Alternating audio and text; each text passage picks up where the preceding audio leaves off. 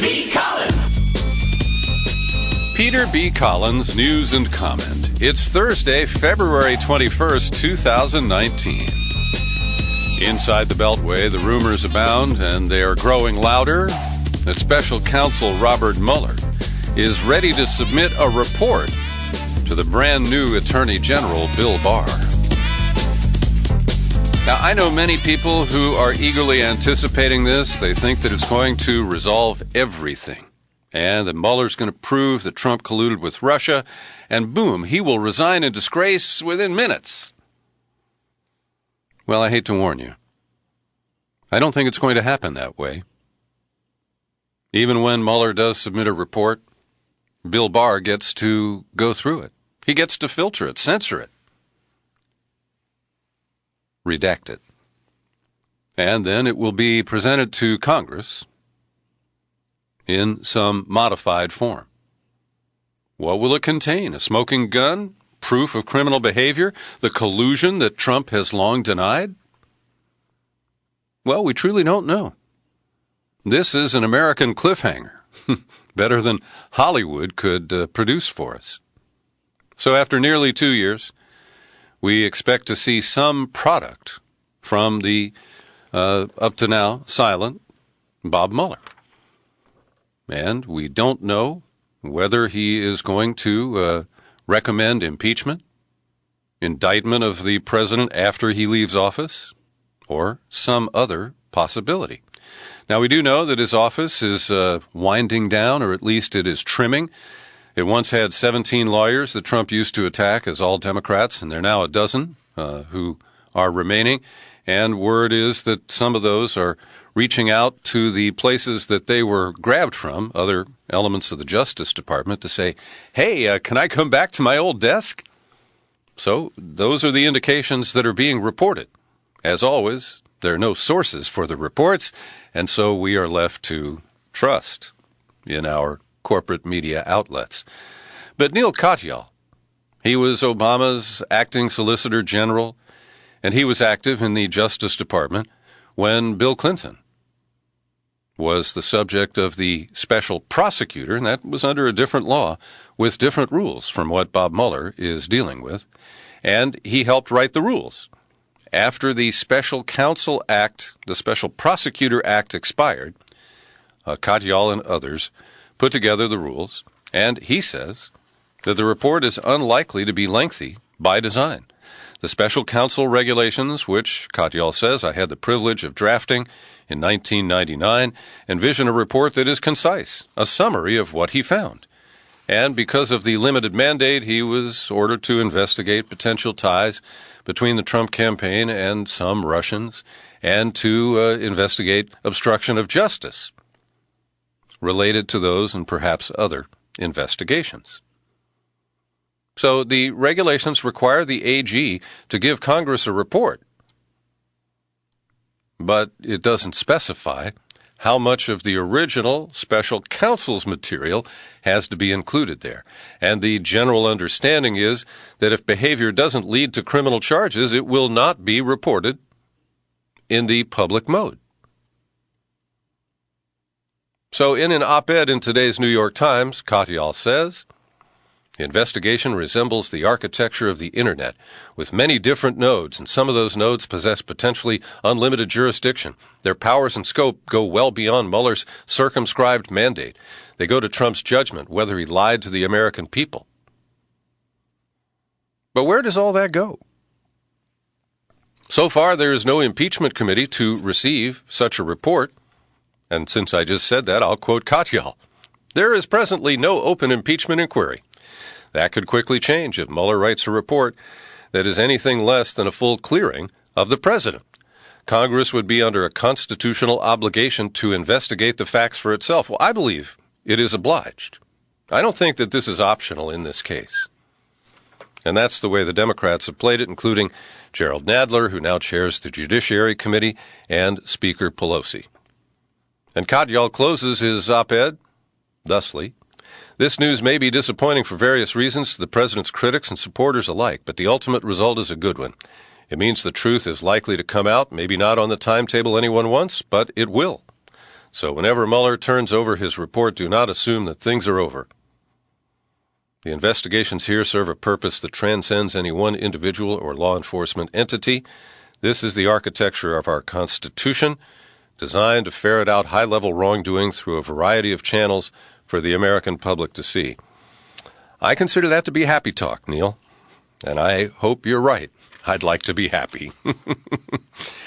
Meanwhile, with Rod Rosenstein stepping down as Deputy Attorney General, the number 2 at the Justice Department, it appears that some savings are in the offing because they can just drop the Stein from all of those name placards that they spread all over the place, because Rosenstein is being replaced by Rosen. That would be Jeffrey Rosen, longtime litigator, Deputy Transportation Secretary, served in the Bush White House as General Counsel, Senior Policy Advisor. So he is a movement Republican. He once worked for the same law firm that Bill Barr just came from, Kirkland and Ellis, and that doesn't necessarily mean that much. So I don't know much about this guy, but he is the new Deputy Attorney General. So today I'm releasing a new in-depth interview to my subscribers at peterbcollins.com, TuneIn, iTunes, Spreaker, and Stitcher with James Bamford.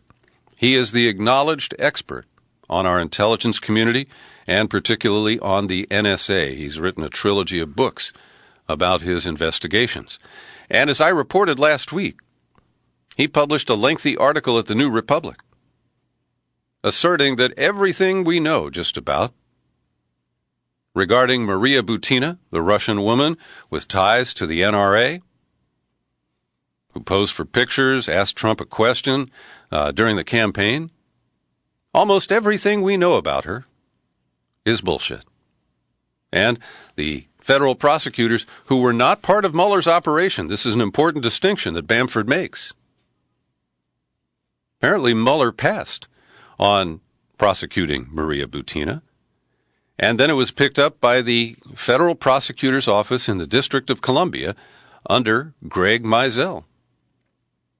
He's the one who staged the arrest 2 days after Mueller indicted 13 GRU officers last July.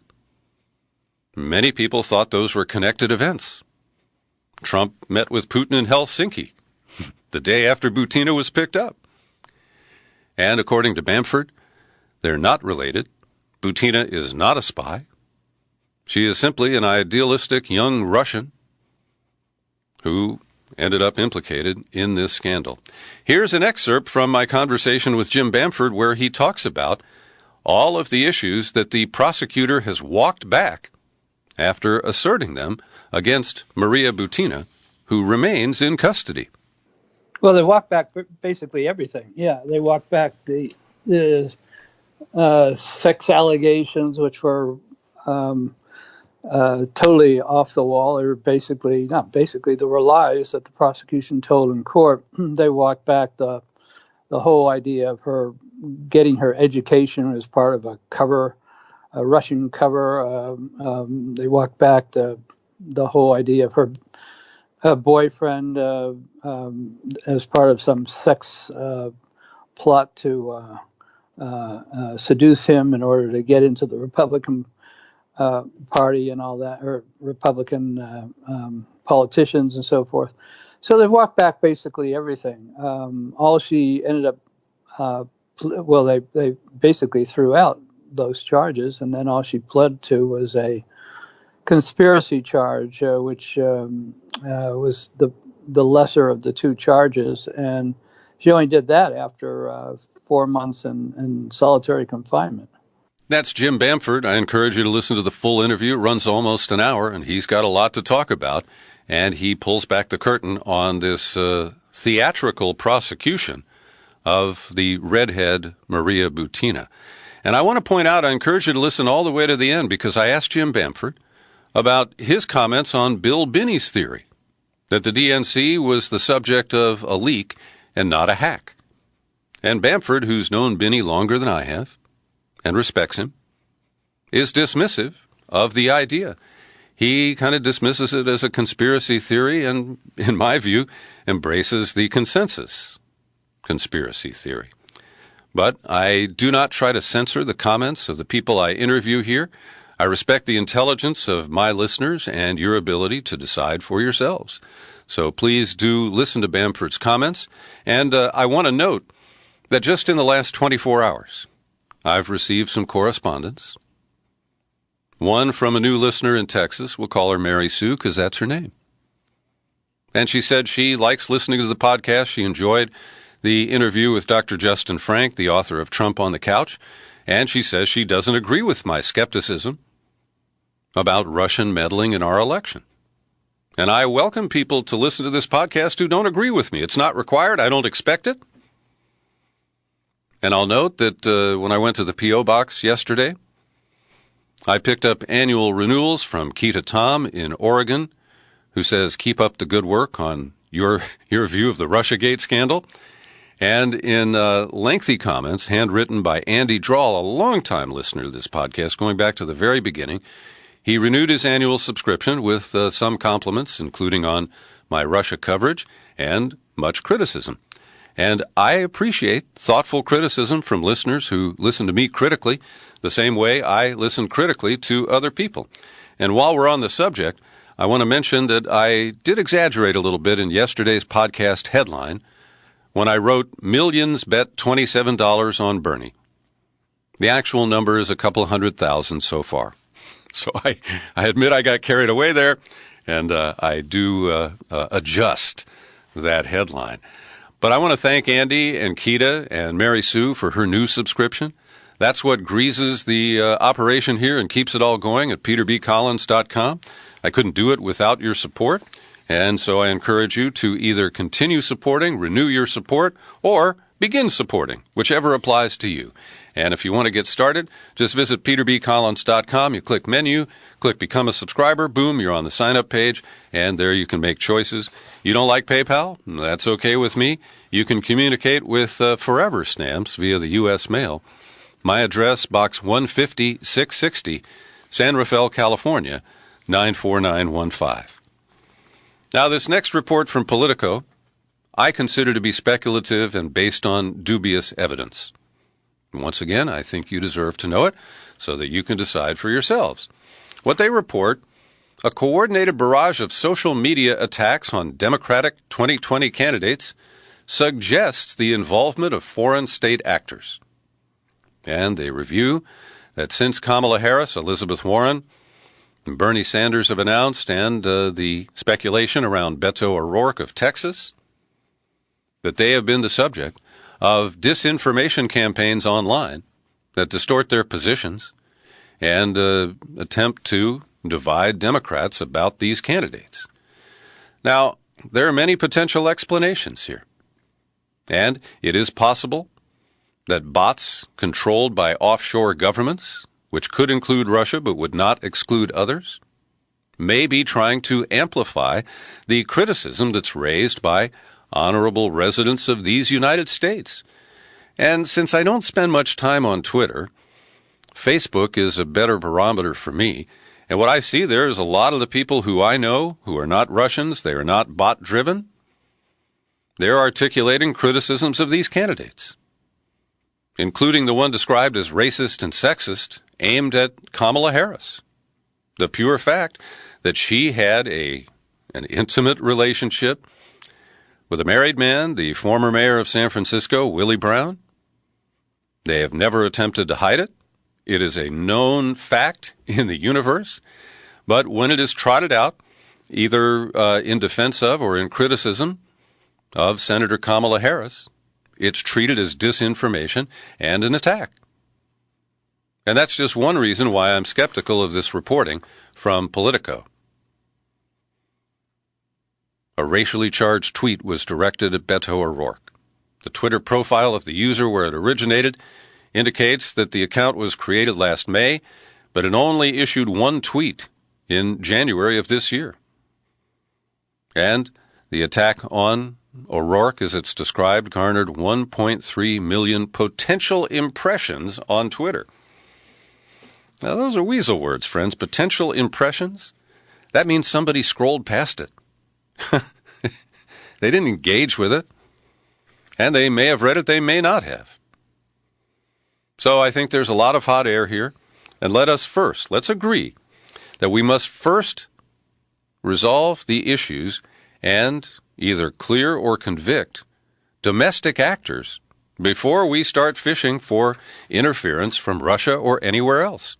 And central to this is the now proven election fraud in the 9th District, Congressional District of the state of North Carolina.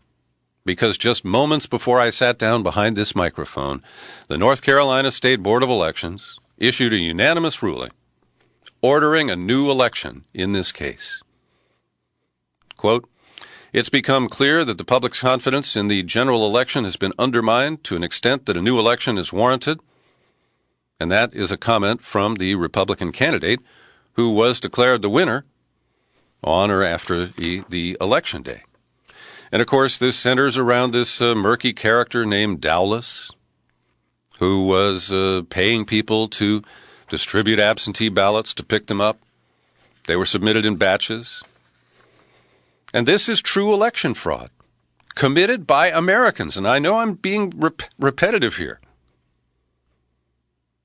But this is treated as just some kind of an outlier. Wow, how did this happen in North Carolina? The state has gamed the Supreme Court's overturn of the active ingredient of the Voting Rights Act and used every potential element of voter suppression available under our system. And this is not the only place where election fraud has occurred. But that's how the media treats it, and it only enables smokescreens for the domestic actors to continue to disrupt our elections and manipulate them going into the future.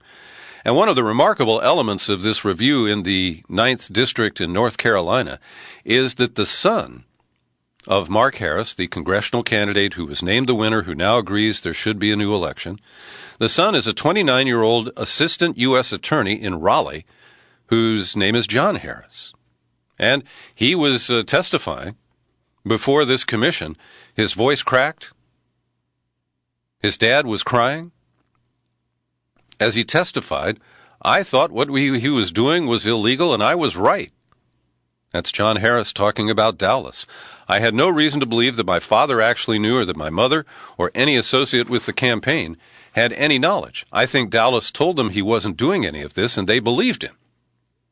But then he says, well, I emailed my daddy, and I had reviewed Dowless' participation in the 2016 election, where more absentee ballots were requested than returned by a large margin, and the victory was attributed to absentee voters.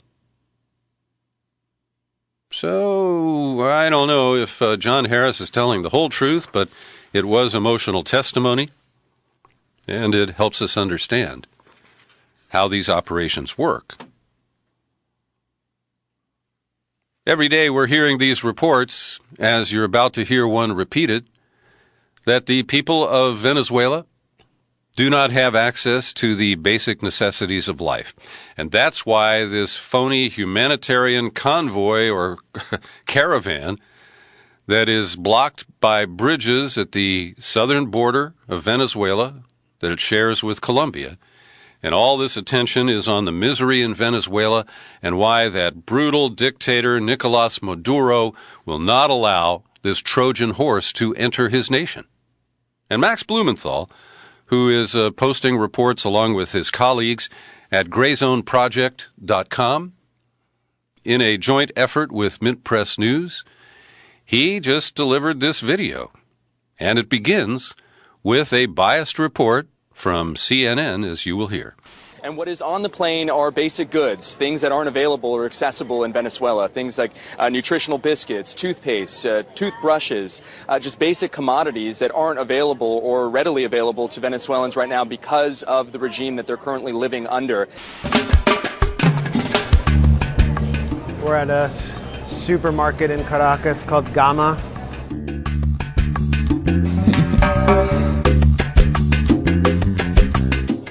I feel lost in the supermarket. coming here in Caracas. This is cheeses. There's a lot of cheeses and meats here. People here like meat, and there's a lot of meats. All the shelves are full. Plenty of wine is available. Fish heads, roly-poly fish heads. Now in the fish department. Got, like congealed meat. We got like so much meat. Now in the freezer section. I mean, now, a lot of tomato sauce. These visuals are powerful. They refute the notion that there isn't anything available in Venezuela. Now, I haven't had a chance to listen to the full 6-minute report, and I imagine that somewhere Max Blumenthal acknowledges that the inflation that has occurred in Venezuela means that these groceries are probably on the shelf because nobody can afford to buy them, or at least not average people. But it's not average people who are fomenting this coup.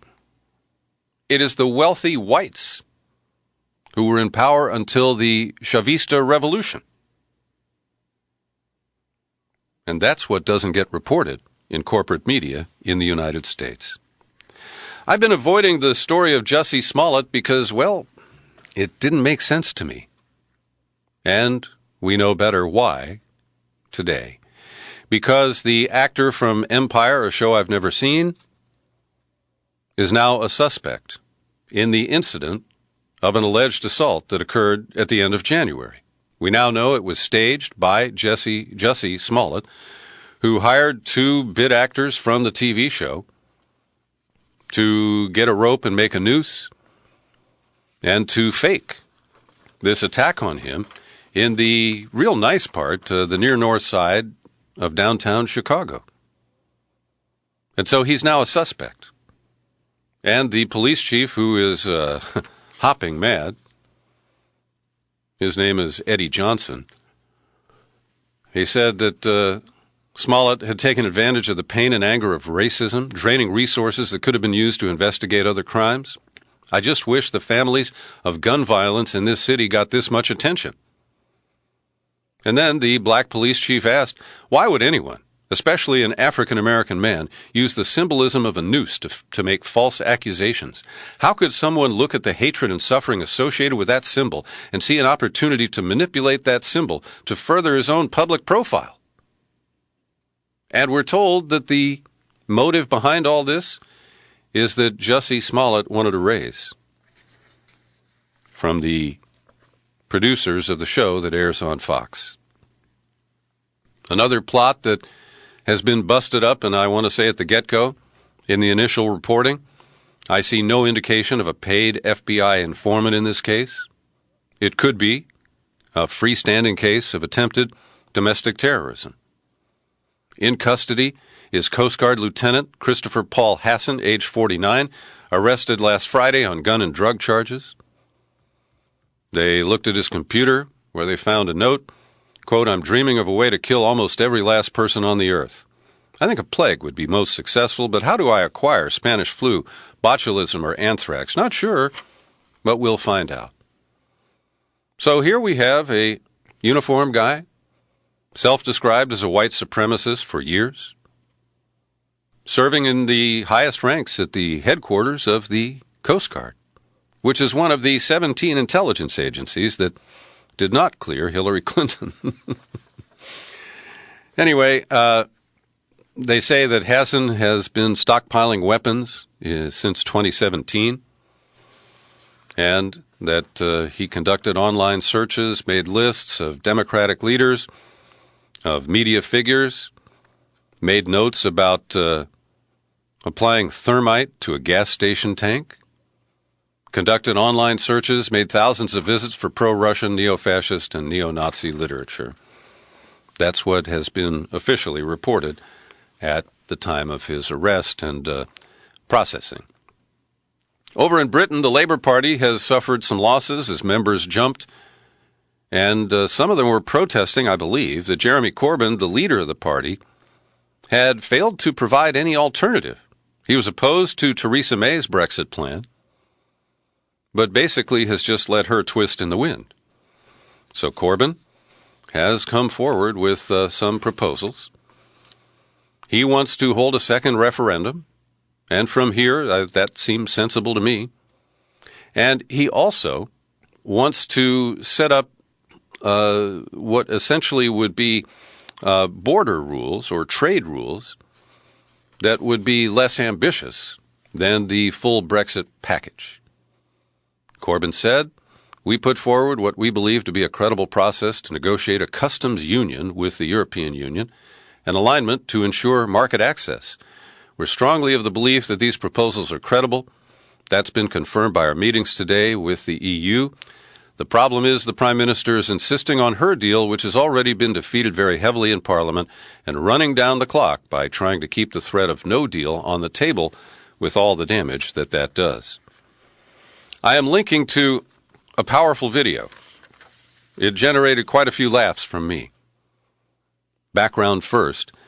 Rutger Bregman is the Dutch historian who speaks really good English, and he attracted a lot of attention because he went to the Billionaires Summit in Davos and said, "Hey, how come nobody here talks about taxes?"